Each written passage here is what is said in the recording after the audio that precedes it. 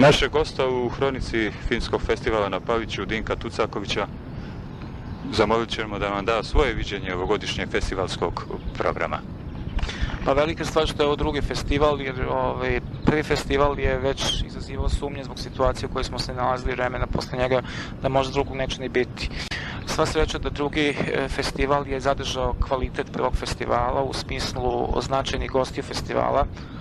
Žiri je možda nešto skromnijih dimenzija nego što je bio prošle godine, ali festival ne čine žiri nego filmovi.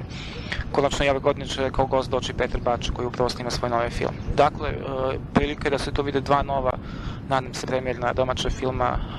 To su filmovi Miše Radivojevića i Boje Draškovića, po čemu je Palić preotao primat koji je tu imao Herceg Novi. Znači, promovisao je 4 domaća, odnosno 5 domaćih kvalitetnih filmova. Zatim tu su neke premijere apsolutne, kao što je film Weltmeister Zorana Solomovića, ovo balkanska premijera, zatim Neočekivani Vojcek iz Mađarske. Tako da se uz ove filmove distributerske, kod kojih neki jesu za ovaj festival, neki definitivno nisu, kao što je recimo Tombstone, koji će uveseliti paličku publiku, odnosno publiku iz Subotice, ali to nije festivalski film. Festival je uspio da održi kontinuitet.